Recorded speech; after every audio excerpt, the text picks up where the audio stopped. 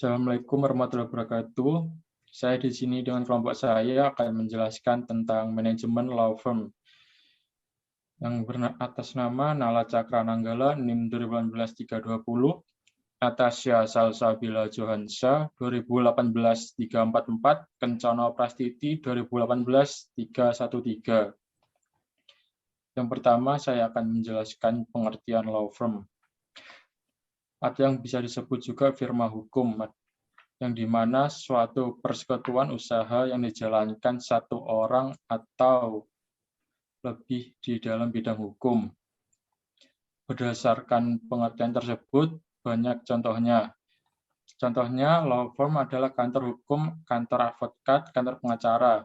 Tidak juga itu, firma hukum juga banyak jenis-jenisnya, seperti solo law firm yang dimana didirikan oleh seorang diri, tidak ada orang lain yang mengikuti, dan partnership law firm merupakan firma hukum yang didirikan beberapa orang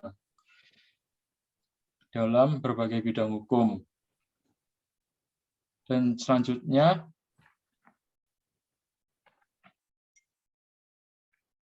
jenis-jenis law firm. Yang pertama, private law. Private law adalah firma hukum ini yang didirikan individu atau seseorang saja. Dengan begitu, seluruh operasi termasuk dan kewajiban menjadi tanggung jawab orang tersebut. Dan corporate law department adalah merupakan firma hukum yang didirikan oleh beberapa orang yang pakar dalam berbagai bidang hukum. Tentu saja beban kerja pengelolaan kantor hukum tersebut ditanggung oleh semua orang yang terlibat dalam pengelolaan law firm tersebut. Dan yang ketiga adalah governmental law firm, yang dimana governmental law firm ini yang didirikan oleh pemerintah, badan hukum untuk membantu orang-orang yang tidak kemampuan untuk menyewa pengacara.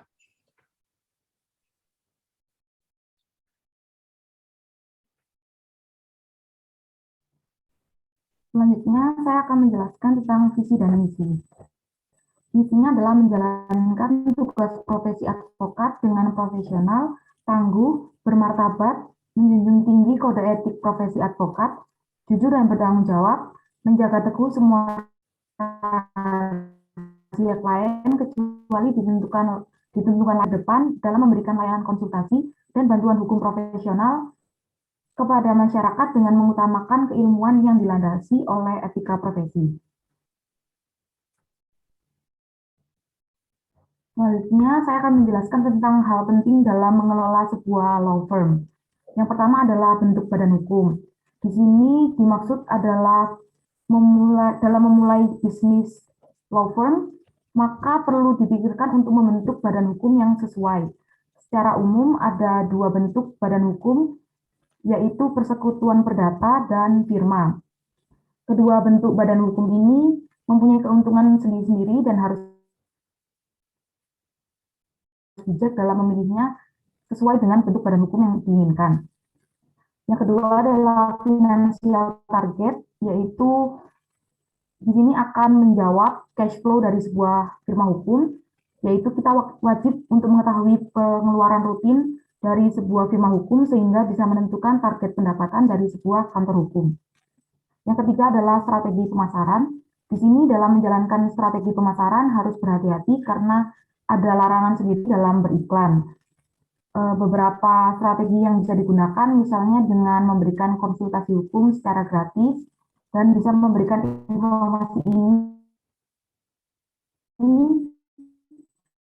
menggunakan berbagai syarat adalah area keahlian. Area keahlian ini di mana sebuah firma hukum yang sudah spesifik menentukan akan menangani pekerjaan tertentu, itu akan lebih mempermudah dalam mendapatkan klien. Berbagai pengalaman firma hukum yang sukses pada umumnya dalam menentukan wilayah keahliannya dari awal. Yang selanjutnya adalah mengenai keuangan.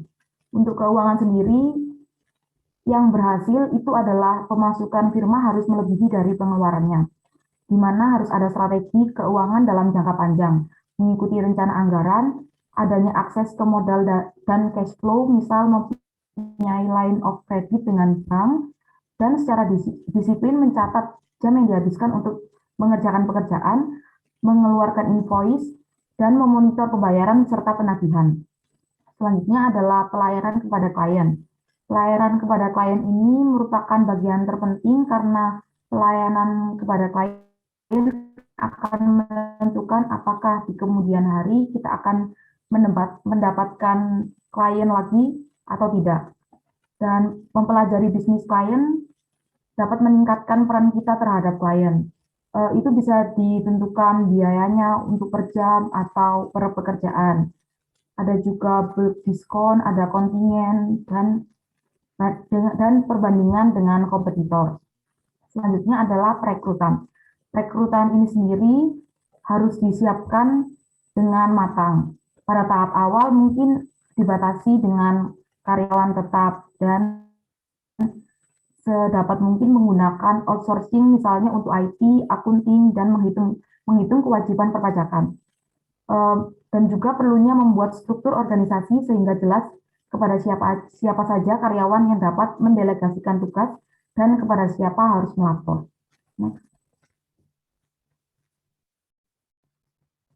Selanjutnya, teknologi dalam pengelolaan sebuah firma hukum.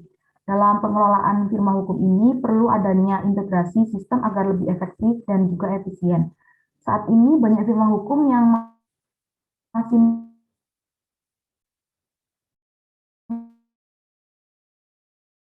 menggunakan cara lama atau manual dan adanya beriklan, namun pada kenyataannya beberapa kantor hukum dan orang-orang di aktivitasnya. Hal ini tersebut dan memungkinkan untuk mendapatkan klien jadi semakin besar.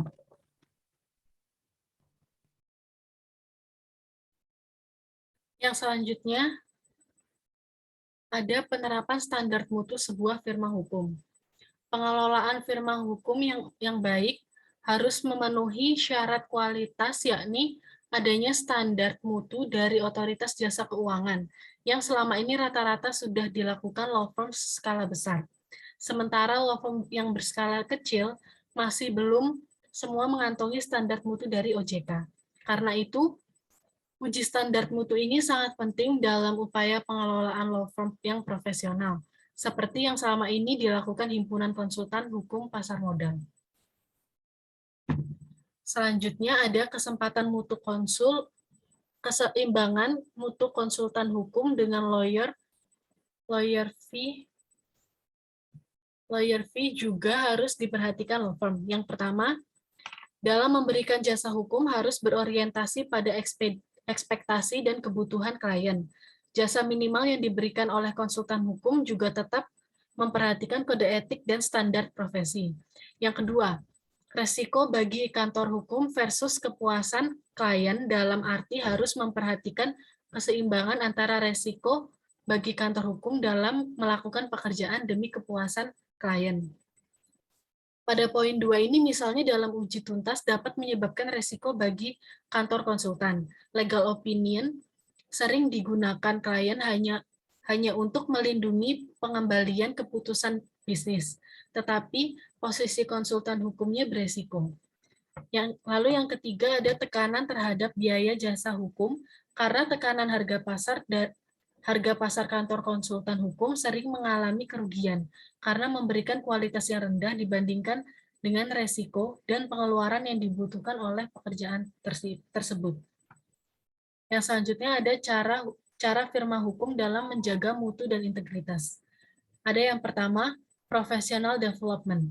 Dengan cara ini dapat membuat suatu ukuran untuk menilai peningkatan kemampuan lawyer.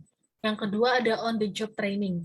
Pada cara ini, para lawyer harus mengetahui secara utuh masing-masing bidang yang akan mereka geluti.